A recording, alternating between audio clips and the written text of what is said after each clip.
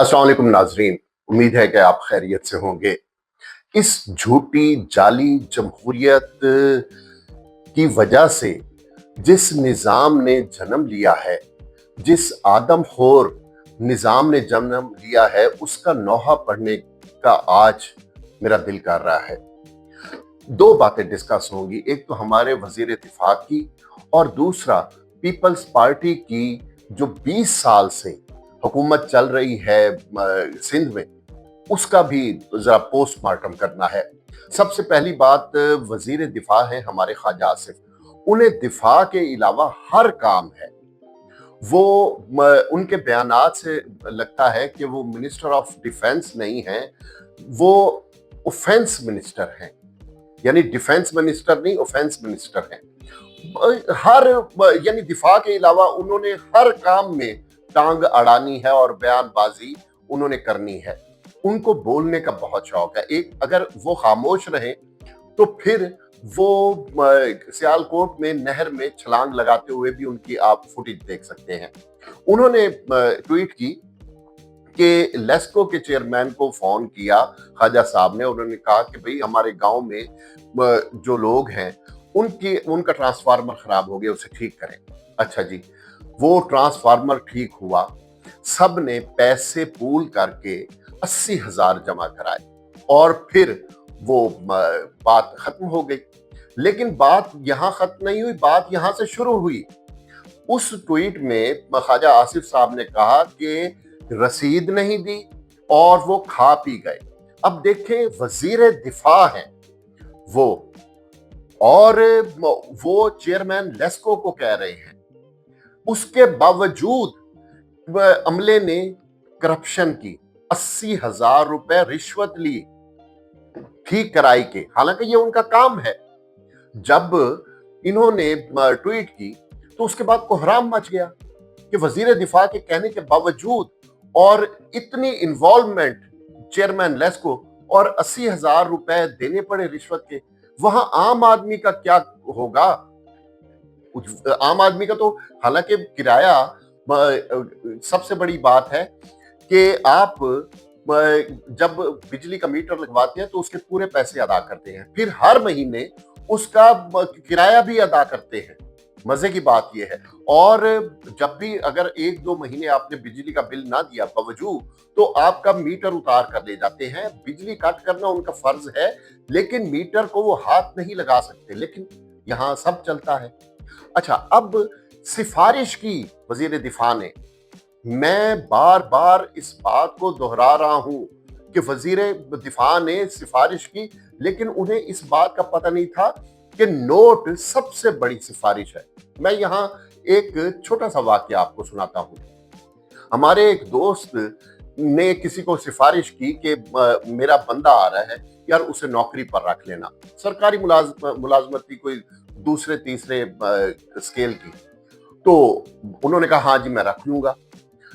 2-4 दिन बाद पता लगा जी उनके बंदे को नहीं रखा गया, तो किसी और का रख लिया।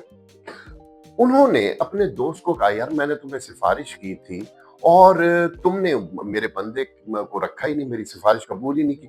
उन्होंने कहा जी आपकी सिफारिश सर आंखों पर, लेकिन मैं आपको क्या बताऊं, कायदे आजम बसाते खुद 5 लाख दफा तशरीफ लाए मेरे पास और मुझे उनका काम करना पड़ा।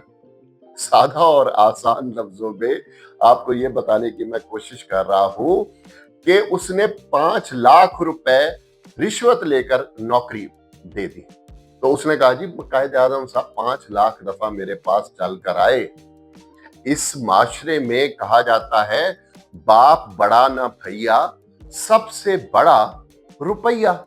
तो हमारे पास कोई भी आता है सिफारिश के लिए तो उसे कहते हैं कि बरखुरदार, इस मुल्क में जो निजाम है जिसका हम नोहा पढ़ते हैं सुबह शाम, उसमें आपका अगर रिश्वत से काम होता है तो करो, क्या करें? अब अगर हम ये कहते हैं कि रिश्वत लेने वाला, और ये हमें अहकामात हैं, रिश्वत लेने वाला और देने वाला दोनों जहन्नुमी है, तो हमारा माशरा तो सरतापा जहन्नुम का नक्शा पेश कर रहा है। یہاں بغیر رشوت کے تو کام ہی نہیں ہوتا. سفارش کا میں نے آپ کو حال سنا دیا جو خواجہ آصف کے ساتھ ہوا ہے. خواجہ آصف کو بڑا شوق ہے بولنے کا اور وہ اس نظام کا نوحہ پڑھتے رہتے ہیں. لیکن میں حیران ہوں کہ مسلم لیگ نون کم و بیش 40 برس سے اس ملک کے نظام کے ساتھ میں پیوست ہے. یہ نظام نون لیگ سے چل رہا ہے اور نون لیگ اس نظام کا جزو لا ینفک ہے. یعنی اس کے نون لیگ کے بغیر پاکستان کی سیاسی تاریخ مکمل ہی نہیں ہوتی. اور آج جب 40 سال انہیں اقتدار میں ہو گئے کم و بیش، انہوں نے وزارت عظمیٰ 5ویں بار دیکھی ہے اور اس کی تو گنتی ختم ہو گئی ہے کہ وزارت اعلیٰ پنجاب کی کتنی بار دیکھی ہے، مختلف صوبوں میں ان کی وزارت اعلیٰ کتنی دفعہ رہ گئی ہے، اور کتنے چیف آف آرمی سٹاف کو اپنے قلم سے میاں نواز شریف صاحب نے اپوائنٹ کیا ہے. اس کے بعد بھی ان کا وزیر دفاع اور جو بہت وہ جسے کہتے ہیں نا کلوز فرینڈ ہیں یہ، اور ان کی جو دوستی ہے وہ آج کی نہیں ہے. وہ گورنمنٹ کالج کی جب میاں صاحب اور خواجہ صاحب پڑھتے تھے گورنمنٹ کالج لاہور میں، وہاں سے دوستی ہے اور ان کے درمیان سے کہتے ہیں کہ ہوا بھی نہیں گزرتی. اب وزیر دفاع کا یہ حال ہے کہ اسے سفارش کے باوجود اس کے بندوں سے 80,000 رشوت لے کے وہ کیا گیا. جمہوریت نے ہمیں یہ دیا ہے. جمہوریت کا مطلب ہے بنیادی جو حکومتیں ہیں وہ عوام کی دسترس میں ہوں، وہ عوام کے موٹو سے ملے.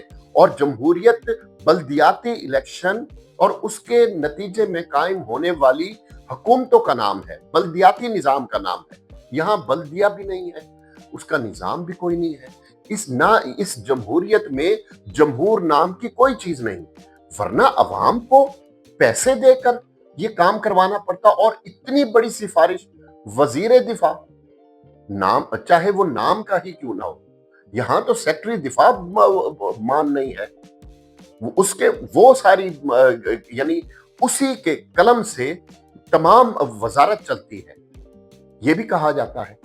لیکن چھوڑیں اس بات کو، کہاں کہاں نوحہ پڑیں گے. اب اگلی بات کرتے ہیں کہ آئندہ جو پاکستانی قوم ہے وہ واش روم میں جنم لے رہی ہے. نئی نسل واش روم کی پیدائش اس کی لکھی جائے گی، جائے پیدائش واش روم. اور کراچی کے سب سے بڑے ہسپتال جنا ہاسپٹل میں یہ واردات ہوئی ہے. ایک خاتون نے اسے کہیں جگہ نہیں ملی، اسے بیڈ پر تو چھوڑے، اسے برآمدوں میں بھی کہیں جگہ نہیں ملی، کسی صحن میں نہیں، کسی سڑک میں نہیں، وہ واش روم میں اس نے بچے کو جنم دیا ہے. گزشتہ کم و بیش 20 سال سے پیپلز پارٹی کی وہاں حکومت ہے اور انتظام و انصرام دیکھیں یہ ہے. اور بلاول بھٹو زرداری صاحب کہتے نہیں تھکتے کہ ہمارے پاس جدید نظام ہے صحت کا، اور پورے ملک سے لوگ آتے ہیں کراچی کے ہسپتالوں میں علاج کروانے. لیکن کراچی کے ہسپتال کا یہ حال ہے کہ بچے کو جنم دیا واش روم میں. ہم سنتے تھے کہ ریڑھی پر، رکشے میں، ویگن میں بچے کو جنم دیا عورت نے، لیکن واش روم میں. غضب خدا کا. اور اتنی بڑی بے عزتی اس کے نتیجے میں یہ ہوئی کہ اس خبر کو بین الاقوامی ذرائع ابلاغ نے بھی کوٹ کیا کہ پاکستان میں یہ حال ہے کہ بچے پاکستانی، آئندہ پاکستانی نسل جو جنم لے رہی ہے وہ واش روم میں ان کی جائے پیدائش لکھی جائے گی. اس دعا کے ساتھ اللہ ہم سب کا حامی و ناصر ہو.